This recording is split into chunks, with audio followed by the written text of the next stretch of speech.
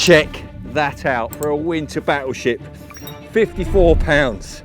Join us for a winter session to remember. Mega. All right, big old fizz coming up there. Look, look, look, look, look, look. See it all. You're joining me at Gigantica's road lake in France. Oh look, one's just absolutely hoofed out there at the back.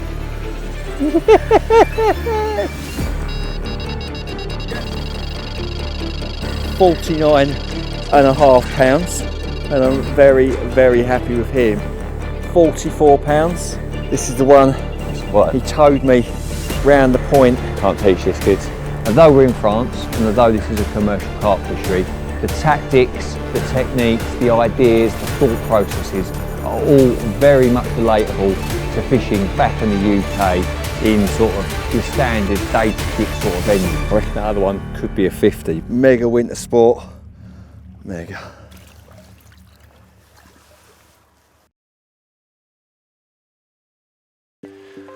Welcome to part 2 of our carp fix session film here at Gigantica's Road Lake. In part 1 we had a very, very productive spot close to that bund or dam wall, as you like. But that said, that spot been producing consistently. However, every time I see a fish jump, 9 times out of 10, it's a little bit further to the left than where we've been fishing. And I'm not sure if it's the right decision to invade that area because we've been consistently picking them off where we have been. But it's really hard for me to sit here watching them jump and think that, you know, the grass could be greener. So I've just had a lead up directly in line where they keep jumping, and I found a lovely, lovely spot. I'm absolutely convinced it's going to produce fish. My only fear is that I might end up scaring them out of this corner by catching them from there as opposed to picking them off the side. But you know, that's fishing. You've got to make decisions, you've got to see what happens, and you will find out in part 2 as I do.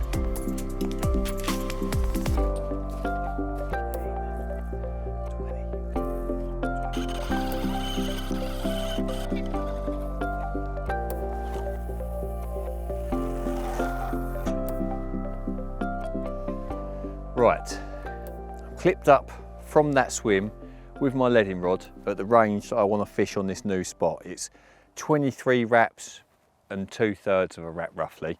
And I put my rocks down here, straight in line with the marker float that is in line with where I'm casting from. So that means that my line will be true. And now I'm going to cast the spom beyond the marker float, reel it back until it's just my side, put it in the clip, couple of test chucks, and then they're going to bait it up. I've just already baited up the other spot. I've put 16 spoms on that, and I'm now going to put 16 to 20 on this one.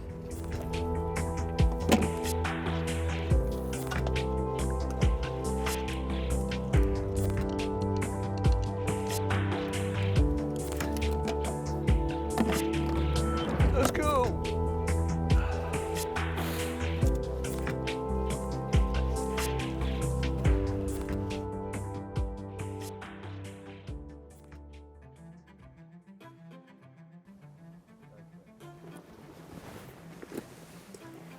Right then, it's Wednesday morning.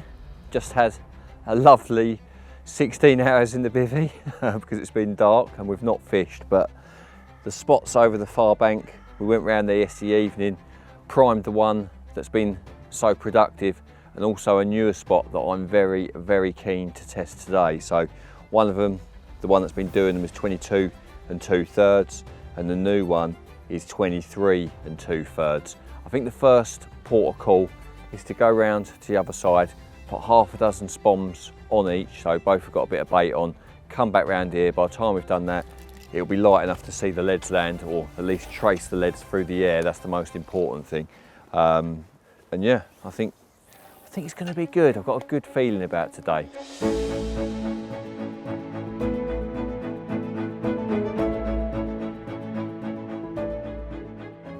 Right, got 2 rods out on what has been the productive spot, and this is the rod that's about to go onto the new spot. I've got real high hopes for this one. I've been watching fish jump there for several days. Felt like a nice bit of bottom. And I think it's quite wise to put them two out first because they're sort of outside of the bay before I start sort of putting leads into the nest, as I would call it, and not scaring them, hopefully not scaring them too far away. But yeah, I'm excited to see what the day brings. It's like when you bait up at night and you don't fish, you're wondering, like, have the fish found the bait? Have any big ones been on the bait? Are they waiting for the top up? You know, all those sort of things are circling through my mind. And obviously you've had no rigs there to tell you if they have been feeding on the spot. So get this one out, get the kettle on, and then I'm going to be pacing up and down at the top of the bank up there because the early part of the morning has been one of the best times.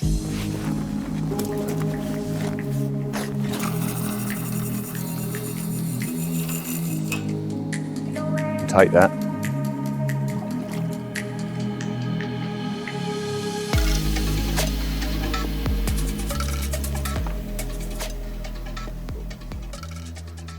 Oh, did you see that? Take.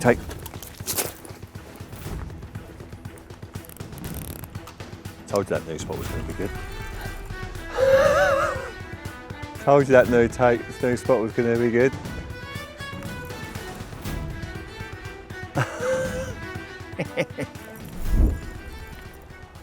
Right, I think that's an aeroplane in the background, or a lorry, or a dumper truck, but not sure.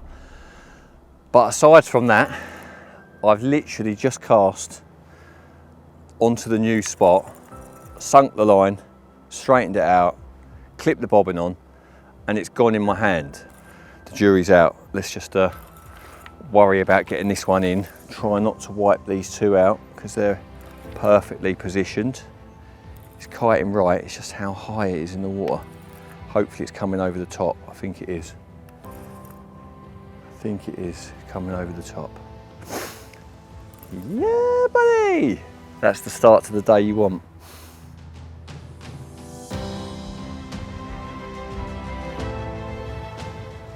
Look, if I was using hormones, I'd be using them to get buff, not fucking catch carp.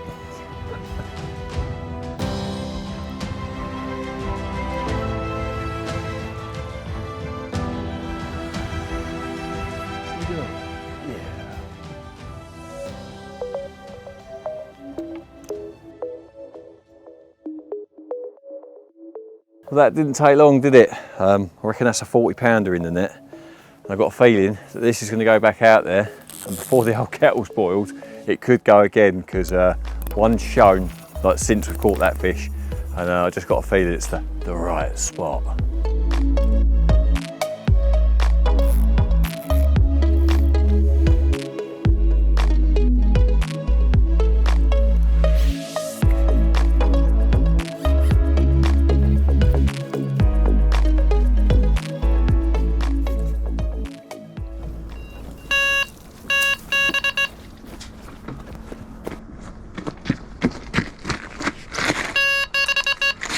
Fish on! Just in time. Well, I'd literally just got that first fish in the sling after recasting, and I haven't even, the net's all hanging off, half hanging off the jetty, and the left hand rod again. I've got a feeling we've been waiting for those fish to come from where this rod is fishing onto the other spot in part one. That's what's been going on. The fish have been taking a little while to find the bait, whereas now we are right in the nest, and I think we're going to be on for some serious action for as long as it lasts. But yeah, it sounds like I'm counting my chickens, but I'm feeling pretty good.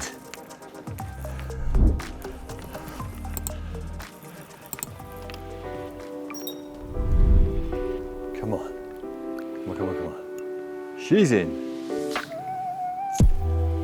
Right, we're going to let this little fella go and get the rod back out there, because I want to catch one that's like 5 times the size of this.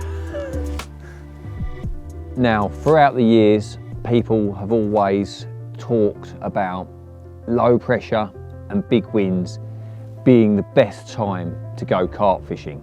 Now, throughout 30 years of experience, I would not necessarily agree with that. at all times of year, certainly not in the spring. You know, the best weather in the spring for me is when the sun first comes out and it really has some power on the water. It gets the fish moving around and tends to get them feeding. However, when you are in deep winter, it's been freezing cold. The fish are not moving around that much. They're not eating very much. The best weather conditions that you can hope for in that situation is big winds and mild temperatures.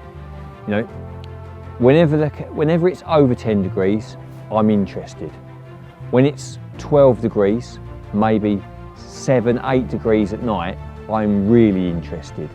But when it's those temperatures accompanied by really strong, often almost gale force speed winds, that for me is the best time to get on the bank in the winter. And the reason I say that is if the water's freezing cold, you suddenly get a mild spell with a big wind, that extra ripple on the water, undertow, gets the temperature into the water faster. So the water temperature might be 4 or 5 degrees at the start when that weather arrives, but over a mild spell that might last 2, 3, 4 days, it will start to lift ever so slightly, a couple of degrees, a few degrees, and that can be all it takes to get the fish moving. And if they're moving, they're more likely to come across your hook baits, they're more likely to be looking for bait.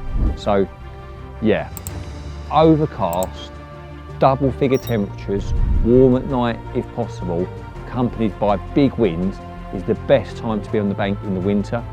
And I often find being on the back of the wind to be the best place. Not always, but for me, not only is it more comfortable for me to sit there, cast accurately and be comfortable, keep my eyes on the lake, I've often noticed that the fish feel more comfortable on the back of the wind as well. So yeah, they'll be my top tips for weather in the winter.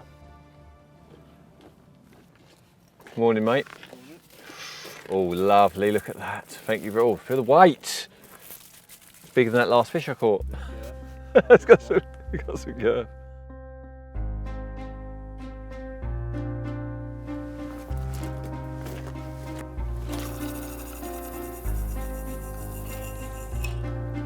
Oh, that's it.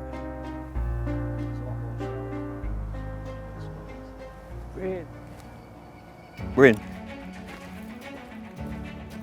Yeah. Oh, this one's pulling.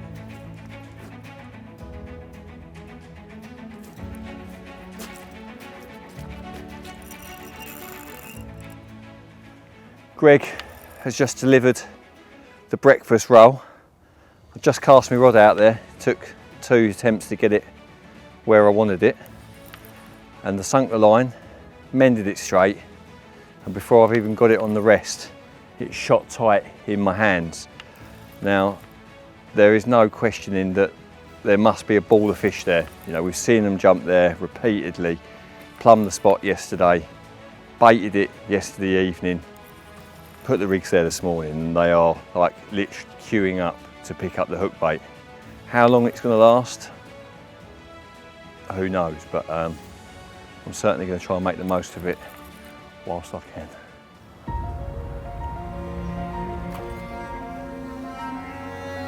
Lovely.